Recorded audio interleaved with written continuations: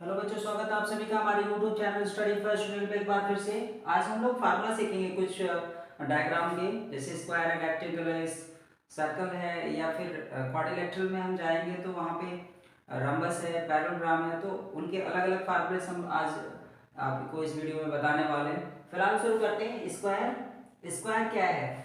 Square जिनके चारों sides equal होते हैं, एंगल्स 90 90 90 के होते हैं चारों, और डायगोनल्स इक्वल होते हैं, इन्हें हम स्क्वायर कहते हैं। स्क्वायर के सब दो डायगोनल्स होते हैं तो दोनों के दोनों डायगोनल्स इक्वल होते हैं। ये जो देख रहे हैं आप, इसे खींचा जाता है क्रॉस, इन्हें डायगोनल कहा जाता है। डायगोनल की अपनी खासियत है कि ये इक्वल होने के साथ साथ एक दूसरे को बाइसेक्ट भी करते हैं, जिसका वीडियो हम अपलोड कर चुके हैं। और स्क्वायर के सभी साइड्स इक्वल होते हैं और सभी एंगल्स भी इक्वल होते हैं, और वो भी 90 डिग्री के होते हैं। ठीक है, तो ये सब चीज़ें हम जानते हैं। हम एक स्क्वायर के फार्मूले को आज इस वीडियो में बताने वाले हैं कि स्क्वायर का हो, चाहे रेक्टेंगल हो, चाहे सर्कल हो, कुछ कॉमन जो डायग्राम होते हैं उनका जो फार्मूला होता है एरिया निकालने का, पैरामीटर निकालने का या डायगोनल निकालने का फार्मूला क्या होता है, वो आज इस वीडियो में सीखेंगे। शुरू करते हैं। ये parameter of square, parameter of square. एक स्क्वायर चाहे किसी भी शेप में हो, चाहे एबीसीडी हो, चाहे पीक्यूआरएस में हो, या किसी भी शेप में हो, बड़ा से बड़ा स्क्वायर हो, छोटा से छोटा स्क्वायर हो, वो मैटर नहीं करता। सिर्फ स्क्वायर अगर है तो उसके पैरामीटर का फार्मूला क्या होगा? 4 इंटू साइड। 4 इंटू साइड का मतलब कोई एक साइड आप लेना है, क्योंकि चारों साइड इक्वल होते हैं तो कोई भी एक साइड का मल्टीप्लाई यहाँ पे आप 4 से कर सकते हैं। 4 से अगर आप किसी भी एक साइड का मल्टीप्लाई करते हैं तो उसको हम जो है कि पैरामीटर ऑफ स्क्वायर कह सकते हैं। यहाँ पे आप इसको सिंबल के साथ भी लिख सकते हैं, 4 इंटू ए, जिसको आप 4a लिखते हैं। और ए का मतलब होता है where a is equal to length of side, length of a side. यानी एक साइड का जो लेंथ होता है स्क्वायर में, एक साइड का जो लेंथ होता है, कोई भी एक साइड ले लीजिए, उसका जो लेंथ होता है वही स्मॉल ए होता है। और पैरामीटर हमेशा मीटर में या सेंटीमीटर में निकलता है, यानी स्क्वायर में नहीं निकलता है। जैसे कि एरिया निकलता है वैसे स्क्वायर में निकलता है। मीटर है तो मीटर में निकलेगा, या सेंटीमीटर में अगर साइड का लेंथ सेंटीमीटर में तो सेंटीमीटर में निकल जाएगा पैरामीटर। अगर साइड का लेंथ मीटर में है तो मीटर में निकल जाएगा। मतलब ए का अगर मेजरमेंट सेंटीमीटर में तो सेंटीमीटर में पैरामीटर निकलेगा, अगर ए का मेजरमेंट जो है मीटर में है तो मीटर में पैरामीटर निकलेगा। ठीक है, स्क्वायर के एरिया का भी फार्मूला होता है, वो भी देख लेते हैं। एरिया ऑफ स्क्वायर क्या होता है? साइड इंटू साइड, यानी ए इंटू ए, इसको हम ए स्क्वायर लिख सकते हैं। जहां स्मॉल ए क्या है? लेंथ ऑफ अ साइड है। स्क्वायर के साइड का, किसी भी एक साइड का जो लेंथ होगा, चार साइड है दिख रहा है आपको डायग्राम में, चारों साइड में से किसी एक साइड का जो लेंथ होता है, जो मेजरमेंट होता है, वही स्मॉल ए होता है, उसी को हम साइड कहते हैं। तो साइड इंटू साइड दो बार है तो ए इंटू ए, मतलब दो बार आप रिपीट करेंगे, सेम लेंथ है साइड का, उसको आप स्क्वायर में लिख सकते हैं। ये आपकी एरिया का फार्मूला है जो कि एक स्क्वायर के लिए होगा। ठीक है, और यह हमेशा स्क्वायर में निकलता है। अगर हम मान के चलते हैं कि स्क्वायर के किसी एक साइड का जो लेंथ है वो सेंटीमीटर में है, तो यहाँ सेंटीमीटर स्क्वायर लिखेंगे। एरिया जो भी है 10 सेंटीमीटर, 50 सेंटीमीटर, 150 सेंटीमीटर, जो भी आएगा वो, लेकिन वो सेंटीमीटर स्क्वायर लिखेंगे। 150 अगर आता है तो 150 सेंटीमीटर स्क्वायर लिखेंगे। अगर मीटर में अगर लेंथ दिया हुआ है साइड का तो मीटर स्क्वायर में लिखेंगे। मतलब एरिया हमेशा स्क्वायर में निकलता है। बाकी नंबर कुछ भी है, 10 है, 50 है, 200 है, 400 है, जो भी है, लेकिन आपका मेजरमेंट अगर मीटर में है तो मीटर स्क्वायर, और सेंटीमीटर में है तो सेंटीमीटर स्क्वायर में लिखना है। ठीक है, अगला है diagonal of square, length of diagonal.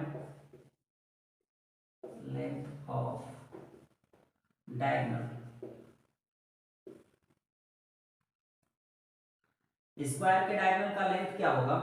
Square के डायगोनल का लेंथ हम कैसे निकालेंगे? यही है स्क्वायर का डायगोनल, ये एसी है जो आप देख रहे हैं, यही डायगोनल है। इसका लेंथ क्या होगा? हालांकि डायगोनल दो होते हैं, यहाँ भी एक डायगोनल है, यानी एसी और बीडी, ये लेंथ में बराबर होते हैं। इनका जो लेंथ है वो कैसे निकलेगा, फार्मूला क्या होगा, किसी भी स्क्वायर में दो डायगोनल्स होते हैं और दोनों के लेंथ बराबर होते हैं, तो AC एक डायगोनल है, BD भी डायगोनल है, तो किसी एक का लेंथ निकालेंगे तो दोनों इक्वल है तो दोनों का लेंथ सेम हो जाएगा, ठीक है।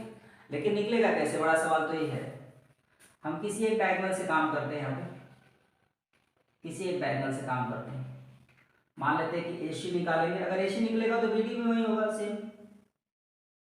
हम एक ट्रायंगल को बाहर निकाल रहे हैं कहीं ना कहीं, ठीक है, एक ट्रायंगल हम बाहर कर देते हैं, मान लेते हैं ADC हम बाहर कर देते हैं, ये बाहर हो गया। हम ये अच्छी तरह जानते हैं कि स्क्वायर के सभी एंगल 90 होते हैं, यानी ये स्क्वायर का ये एंगल है, यहाँ पे दिख रहा होगा D, ये 90 डिग्री है। 90 डिग्री का मतलब ये आपका जो ट्रायंगल ADC बन रहा है एक राइट एंगल ट्रायंगल है, क्लियर, यानी triangle ADC is right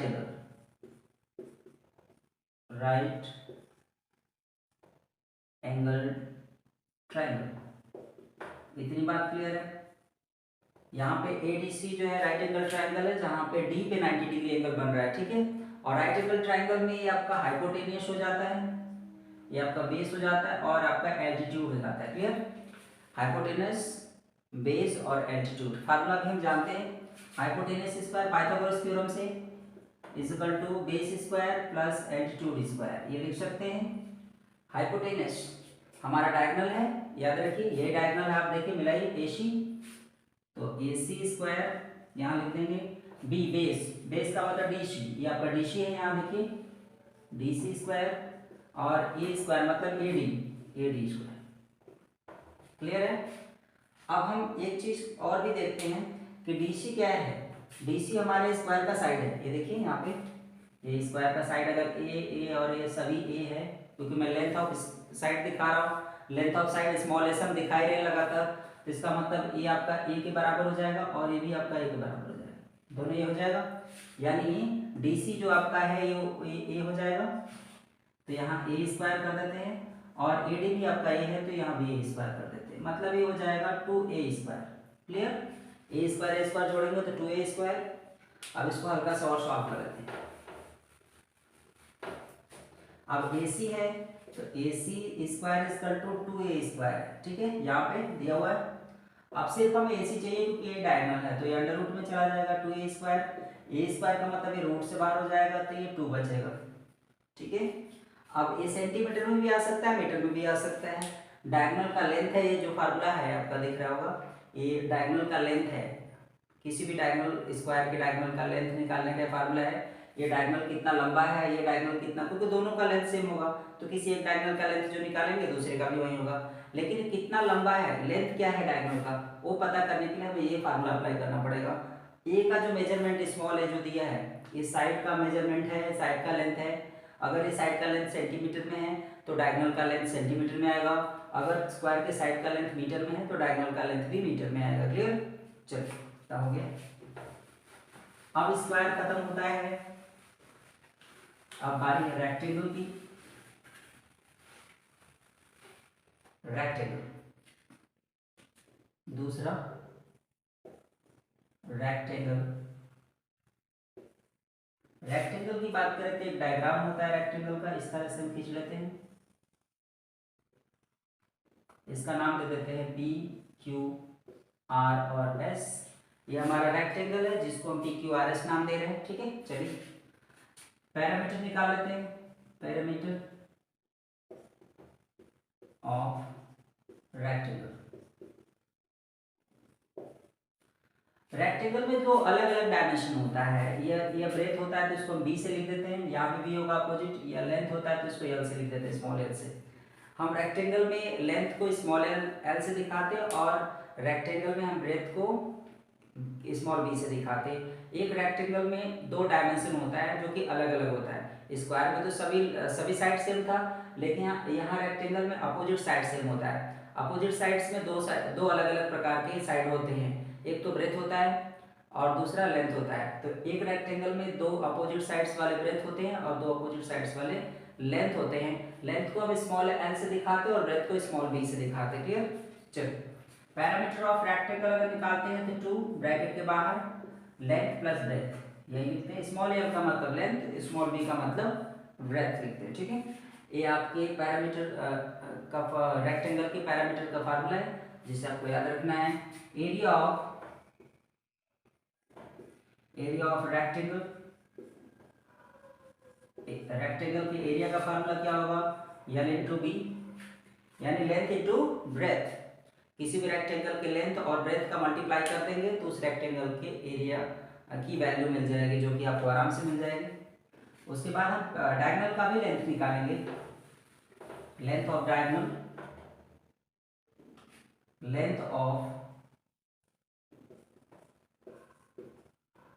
diagonal, तो ये डायगोनल यहाँ पे देखिए, ये डायगोनल है आपका, एक खींच लेते हैं क्योंकि रेक्टेंगल के डायगोनल भी इक्वल होते हैं। यहाँ पे दो डायगोनल है, एक पी आर है और एक क्यू एस है, तो डायगोनल इक्वल होते हैं। रेक्टेंगल के भी डायगोनल इक्वल होते हैं, जैसे स्क्वायर के डायगोनल इक्वल होते हैं वैसे रेक्टेंगल के भी डायगोनल इक्वल होते हैं। यानी किसी एक डायगोनल की वैल्यू अगर आप निकाल लेते हैं तो दूसरे डायगोनल का भी लेंथ वही हो जाएगा, ठीक है। तो इसके डायगोनल का फार्मूला क्या होगा, तो ये यहाँ भी दो ट्राइंगल बन रहे हैं, इसको हम बाहर कर लेते हैं कुछ इस तरीके से, ठीक है।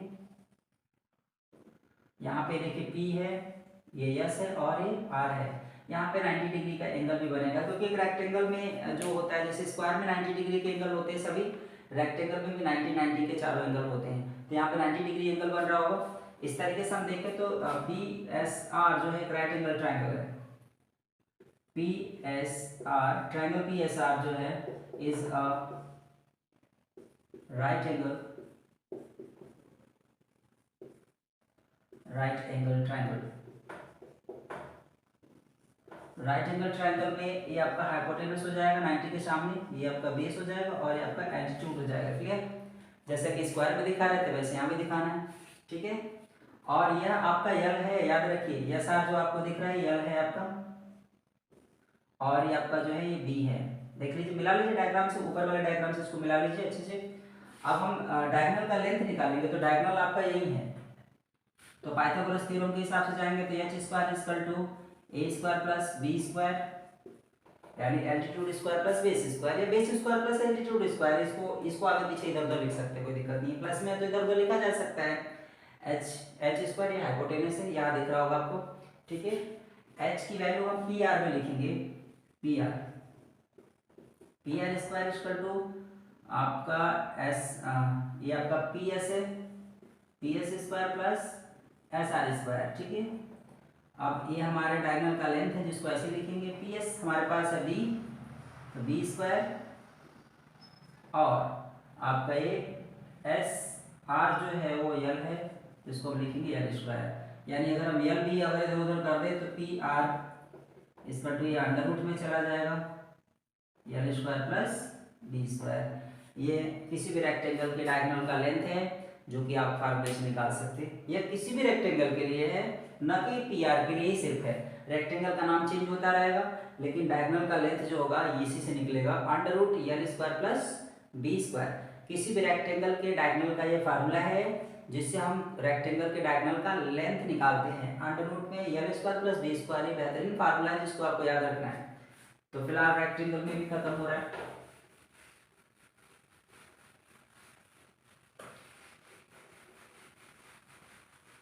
एक सर्कल की भी बात कर लेते हैं। जनरल फॉर्म में सर्कल क्या हो सकता है, सर्कल के भी फार्मूले याद रखेंगे। सर्कल, एक सर्कल ड्रॉ कर देते हैं यहाँ पे, ये आपका सेंटर है, ये हो जाएगा रेडियस जिसको हम आर से डिफाइन करते हैं, ए दे देते हैं, और यहाँ से लेकर के यहाँ तक ये बी कर देते हैं। ये पूरा आपका डायमीटर हो जाएगा, ये पूरा डायमीटर है, यहाँ से लेकर यहाँ तक ये डायमीटर है, ठीक है। डायमीटर हम दिखा देते हैं, डायमीटर ये भी है जिसे हम डी से दिखा रहे हैं। रेडियस, रेडियाई जो है यहाँ दो है, रेडियाई दो है जिसको हम ओ ए इसका टू ओ बी लिख सकते हैं, दोनों बराबर होंगे, आर है, ठीक है। अब हम फार्मूले को लिखने जा रहे हैं। डायमीटर और रेडियस में क्या रिलेशन है, तो डायमीटर इक्वल टू क्या होता है, डायमीटर इक्वल टू, डायमीटर को डी से लिखते हैं, diameter equal to 2 into radius, ठीक है। Diameter equal to 2 into radius. तो डायमीटर को डी से लिखते हैं तो 2 इंटू रेडियस को आर से लिखते हैं तो यहाँ आर कर देंगे, यानी इसको अगर शॉर्ट में लिखेंगे तो डी इक्वल टू 2r हो जाएगा। ये डायमीटर और रेडियस का रिलेशन है, यानी डायमीटर की वैल्यू रेडियस के टर्म में है। अगर किसी भी डायमीटर की वैल्यू पूछा जाए रेडियस के टर्म में तो क्या बताएंगे, डी इक्वल टू 2r। अगर हम रेडियस की वैल्यू डायमीटर के टर्म में बताएं तो रेडियस की वैल्यू डायमीटर के टर्म में, तो रेडियस इक्वल टू क्या हो जाएगा, radius equal to diameter by 2, diameter by 2। अब रेडियस को हम r से दिखाते हैं, डायमीटर को d से, तो बाय 2। अब यहाँ पे r equal to d by 2 जो है वो रेडियस की वैल्यू है डायमीटर के टर्म में, ठीक है, जिसको याद रखना है। तो यहाँ पे डायमीटर की वैल्यू 2r जो कि रेडियस के टर्म में d की वैल्यू है, यहाँ पे r यानी रेडियस की वैल्यू डायमीटर d के रिस्पेक्ट में, ठीक है। चलिए याद रखिए।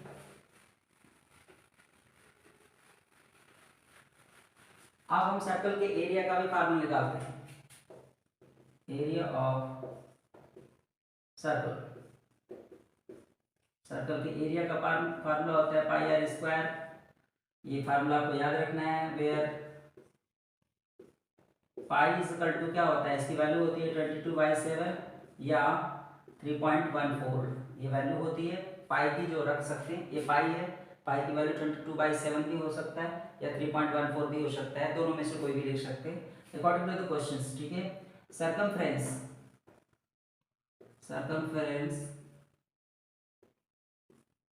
ऑफ सर्कल, सर्कल का सर्कमफ्रेंस का मतलब क्या होता है, ये पूरा जो लेंथ आप देख रहे हैं, ये पूरा जो कर्व लेंथ है इसी को सर्कमफ्रेंस ऑफ सर्कल कहा जाता है, जिसे हम 2 पाई r से निकालते हैं।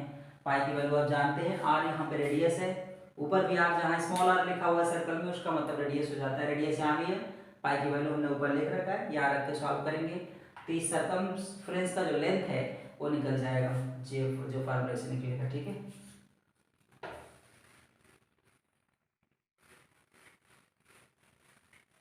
इस तरीके से सर्कल का भी हमने फार्मूला दे दिया आपको। सेक्टर्स, सर्कल में कुछ सेक्टर्स होते हैं उसके भी फार्मूले होते हैं, सेमी सर्कल का भी फार्मूला होता है। सेमी सर्कल के लिए भी आप जाएंगे तो वहाँ फार्मूला होता है। जो सेमी सर्कल का मतलब हाफ ऑफ सर्कल, ऊपर देख रहे हैं यहाँ से लेके यहाँ तक, ये हाफ ऑफ सर्कल है, इसको सेमी सर्कल कहा जाता है। अगर हम पूछे एरिया का क्या फार्मूला होगा semi circle, area of semi circle, semi circle, semi circle का मतलब होता है यही जो ये ऊपर कट रहा है, देख रहे हैं ये ऊपर, यहाँ ऊपर ये बी है, ये अगर ये आप ओ मानते हैं, ये है, ये रेडियस आर है, ये और ये पूरा डी है, ठीक है, जो यही कट रहा है ऊपर। तो क्योंकि ये सेमी सर्कल है तो आधा आधा ऊपर होगा, तो जो ऊपर का एरिया होगा वही इक्वल लेंथ में नीचे का भी एरिया हो जाएगा। तो इसका फार्मूला क्या होता है, area of semicircle equal to, वहाँ पाई आर था पूरे सर्कल का, तो यहाँ पे पाई आर स्क्वायर 1/2 हो जाएगा, जस्ट हाफ कर देंगे, आधा कर देंगे। जो पूरे सर्कल के एरिया का फार्मूला है उसका आधा करेंगे तो एक सेमी सर्कल के एरिया की वैल्यू निकलेगी। क्योंकि दोनों सेमी सर्कल इक्वल है इसलिए किसी भी एक सेमी सर्कल की वैल्यू आप एरिया में निकाल देंगे तो दोनों का मतलब सेम हो जाएगा, ठीक है। और अगर आप सर्कमफ्रेंस की बात करते हैं, सर्कमफ्रेंस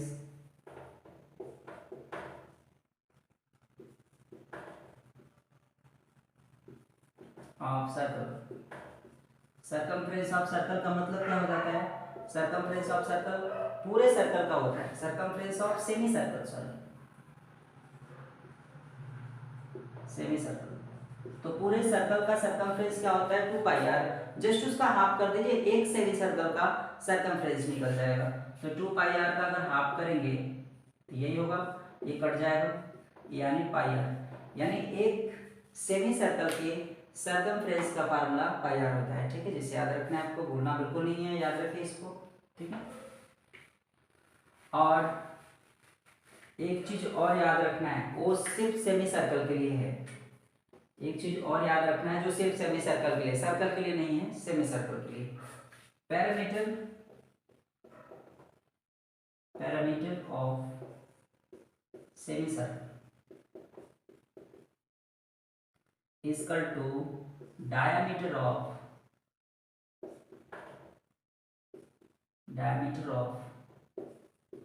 सर्कल, यानी एक सेमी सर्कल में पेरीमीटर होता है, सर्कल में पेरीमीटर नहीं होता, यहाँ पे पेरीमीटर नहीं मिलेगा, यहाँ पे पैरामीटर मिलेगा। एक सेमी सर्कल में सरकमफ्रेंस के साथ साथ पेरीमीटर भी होता है, और एक सेमी सर्कल का जो पेरीमीटर होता है वो किसके बराबर होता है? एक सेमी सर्कल का जो पेरीमीटर होता है सर्कल के डायमीटर के बराबर होता है। फिर से सुनिए, सेमी सर्कल का जो पेरीमीटर होता है वह सर्कल के डायमीटर के इक्वल होता है, यानी डी के बराबर होता है।